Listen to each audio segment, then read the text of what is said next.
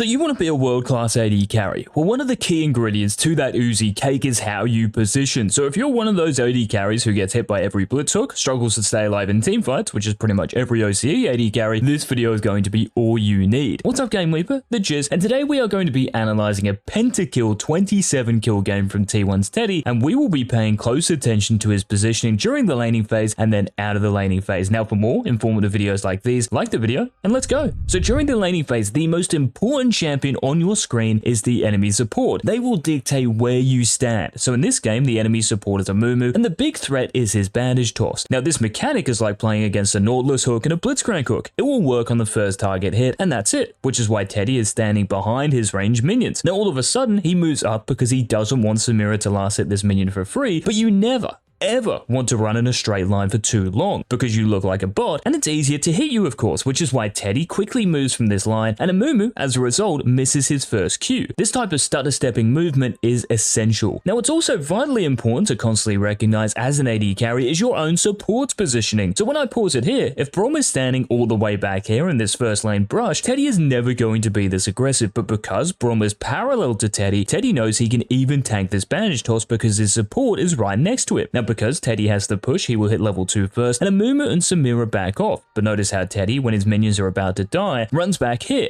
This is because during these transition periods where the minions are resetting, there is free space for Amumu to operate, so maintaining that safe range before the next wave collides is a great tactic. Now for the next wave, notice how Teddy is always playing in his minion wave. Now there are two reasons for this. First, because Brom and Lucian is such a scary early game combo, they have so much innate pressure, so standing in line with your melee minions creates opportunities to fight, and second, because we still have to respect Amumu's bandage toss. Now the wave eventually pushes back into Teddy, and this is where things get spicy. You can see that Teddy only attacks Samira once his support is alongside him, and he also cancels out Amumu because he is again standing behind his minions. Immediately after, he uses these two melee minions as protection from a potential bandage toss to E into Samira to get it to half HP, and there is zero counterplay just because Amumu cannot access him. Now one red hot trick you can do in your games is what Teddy is going to do right here with his positioning. This is called baiting. So by standing in the open like this, Amumu obviously sees this as an opportunity to launch himself in there, but the key for Teddy is to instantly move back, and Amumu latches onto his support instead. This is great because Brom is nowhere near as important to kill as Lucian, and Teddy is free to damage the engager, this being Amumu. But all of a sudden, Amumu lands a god tier bandage toss out of nowhere, but this isn't really a threat, just because Teddy has the minion advantage and the damage he's already done to Samira, she's half HP. Now he cleanses the ignite just to be sure, and then continues this fight. Now it is crucial to pay attention to how Teddy only stands still to auto attack. In between each one, he is moving, and this makes it super difficult for Amumu to land his Q, even if it's at this short range. Now Teddy is about to kill Samira, but look at where he is standing for this wave. He is standing diagonally opposite Amumu, using his minions as a barrier. But also notice how his minions are actually on the top side of the lane here. This makes him more congested and 10 times harder for Amumu to do anything. So standing all the way down here, for example, would be a massive mistake. Now after clipping Samira with his Q, Teddy is about to kill Amumu as well, but notice how he isn't scared of just headbutting Amumu here. This is because it is just the enemy support, but you never want to be the first one tanking the tower if you're the AD carry. So Teddy waits for the Kiana to engage and picks up another kill. Now if we skip to Teddy's return to the bot lane, you might ask, why is he standing in the open like this? Well, Teddy has a noon quiver, boots and an extra dagger, and Samira just has a Doran's blade and a longsword. So with this big of a diff in the item department and Brom being in close proximity, Teddy actually wants the Amumu to jump on him, knowing he has so much power at this point. Now when Amumu does hit his bandage toss on Teddy here, how many of you would run away? I think most players would, but remember, we have a massive item advantage, a level advantage, and Amumu doesn't have any more cooldowns. But unfortunately, we can't see it in the replay, shout out to Riot, but PZ Zhang, the enemy Yone, is TPing to this enemy range minion. So what does this mean for Teddy? Well, as an AD carry, we never want to be taking on 1v2s and 1v3s, we want to 1v1 our target. So with Samira being the main target, this makes Teddy E towards Samira and away from Amumu and Yone. But just because he can't kill Samira and Yone is level 6, probably with his ultimate, Teddy flashes over the wall to safety, away from everyone. He survives and is able to collect all these minions, and Samira is about to die again. So once this wave is shoved in, you can see Brom in this brush, so Teddy stands past his minions so he can capitalize on Brom's CC. This kill does not exist if he is hitting the tower standing behind his range minions. Now your recoil positioning is also important, so as a general rule of thumb, if there is ever one enemy champion in lane, backing behind the Summoner's Rift Equator is 99% of the time going to be safe. Getting your base interrupted slows down your snowball, so yeah, we want to avoid any cheese. Now a minute later, Teddy and Brom are going to double kill the enemy bot lane, and it looks risky here, doesn't doesn't it? Standing so close to a Mumu, but Teddy does have cleanse. So when Mumu goes for the flash ult, Teddy can insta-cleanse it, and then notice how he runs around his ranged minions so a Mumu can't Q. But this also allows him to focus the more important target, Samira. But the one time Teddy ease into the open here, a Mumu is good enough to predict it and catch him out. So the better play would have just been to stay in his minions and behind Braum and GG. But because he is already so far ahead, it doesn't matter. Now if we forward to when Teddy is back on the map, his team is winning this fight. So Teddy's positioning where you don't really have to worry about it because your goal is just to chase the enemy champions. But if I pause it right here, there is always a chance the opponents can turn a fight around. So because getting hit by a bandage toss and Yone knockup, it doesn't sound like fun. So after auto-attacking, Teddy moves to the left, anticipating this. Amumu misses and he gets 2 big kills. And because Braum catches out Samira, make it 3. Now Teddy does die twice in this game, so it's not perfect. And every death you get as an AD carry, your positioning is going to be a cause of it. So if we look at the map for a second, Yone is obviously mid, Graves is top, but what about the other 3 enemy champions? Well, Amumu is the big one we have to be careful of, but just because we can't see the green cube doesn't mean he isn't nearby. So instead of standing close to this raptor wall, Teddy should really be standing on the other side of the lane just in case Amumu flies over. And would you believe it? There he is, and Teddy dies. Now if we forward it to this next fight, and by the way, if you haven't subscribed to the channel, make sure you do so. You do not want to miss this level of content. You can see that Kiana has jumped in and stunned Amumu and Yone against this wall. But this is an Amumu and Yone, so if Teddy does get too close, as soon as these 2 enemies are released from their CC, they can insta-nuke him. So he stays back just holding and only moves forward once Amumu and Yone both use their ultimates. Now Teddy initially targets the Amumu, but do we really care about the mummy? No, Yone is much more important, so Teddy holds his auto attack after Eing and flashes on the Yone to proc Braum's passive and kills the Graves at the same time. Now shortly after, Amumu goes back in because he's probably had enough at this point, but look where Teddy W's towards the more important Samira, that's right, and she dies as well. Now this next fight, Teddy is going to get even more kills and his positioning is once again hella important. But notice in the bottom left, he has cleanse, so if Amumu does stun him, he can insta-cleanse and be safe. This is why he doesn't hesitate to pounce on the core Graves, dishes out some damage to Amumu, and as soon as Amumu goes in and ult, Teddy cleanses and kills the tosser and Samira as well while staying on full HP. Now remember that when your teammates catch out an enemy, if they pose no real counter threat to you, you can just bulldoze into them with little regard for your positioning. So when Poppy catches out Graves, Teddy dashes into him and picks up a kill and red buff. But just remember, if this was your Yone or a Zed, dashing in would still be very risky. Now speaking of risky, Teddy's dash forward here is pretty sus. So when Amumu catches him out and Ryze and Yone ambush out of the brush, it looks scary. But again, Teddy's summoner spells are allowing him to position way more aggressively than he usually would. So after tanking all this CC, he can cleanse and flash out of there and actually bait these champions into overextending into his teammates, and he picks up 3 kills. Now in terms of mechanics, Teddy is nuts, so we are going to break down this fight. Now when he eases forward, he can do so even though Amumu is waiting in the wings because Braum can intercept whatever skill shot is thrown at Teddy, so when Amumu flash tosses, Braum blocks it, and because this key cooldown is on cooldown for a few seconds, Teddy can move up and kill Amumu. Now because no other enemy champion poses as much of a threat as Amumu, Teddy dashes into range of Samira and picks up another kill, and this is where it gets Korean Challenger. Mr. Zhang is moving towards Teddy, so we need to try keep Yone out range. We also know that Graves is to the west, so we also want to keep Graves out of range, and then we have Ryze ulting behind us, so with 3 enemy champions cutting off the north side of this area, Teddy moves south, making it impossible for Graves and Ryze to touch him, but this also allows him to almost kill Yone in the process. But unfortunately, he headbutts Ryze without his E, flash or cleanse, so can you see the difference? Now he is in range of all 3 enemy champions, and this spells his second demise. Now Teddy's pentakill in this game is sick, and just before we watch how sick it is, if you want more content like this from our challenger players and coaches, make sure to check out the GameLeap website. There are links in the description and comment section, and because we upload up to 20 videos a week, like how can you not improve? So get signed up. Now at the start of this pentakill, Teddy stutters steps to bait Amumu into using his Q, and he does, and then aggressively ults, but does so while standing behind Braum. This means that when Amumu lunges forward, Teddy is safe, but also look at the other enemy champions. They are to Amumu's right, so Teddy stands all the way to the left to make sure he is away from that potential wombo combo. As a result, he isn't even in range of Amumu's ultimate, so that's an easy kill. But there is one other enemy champion who poses a real threat. Yone. So Teddy is still very cautious when approaching this fight, but if we circle where Yone is, Teddy is standing on the other side of this fight, which makes it near impossible for PZ Zhang to target him. Now Ryze ults in, and Teddy, after auto-attacking, learns from his mistake earlier and ease away from the Everfrost, and that's kill number 2. Then, because none of the remaining enemy champions are focusing him, Teddy can safely run forward and clean house. So take these positional tips into your games as an AD carry, and if you do, I'm being legit, you will climb tiers, because I've had so many students do it, and as always, thanks so much for watching, and until tomorrow's video, this has been the Cheers.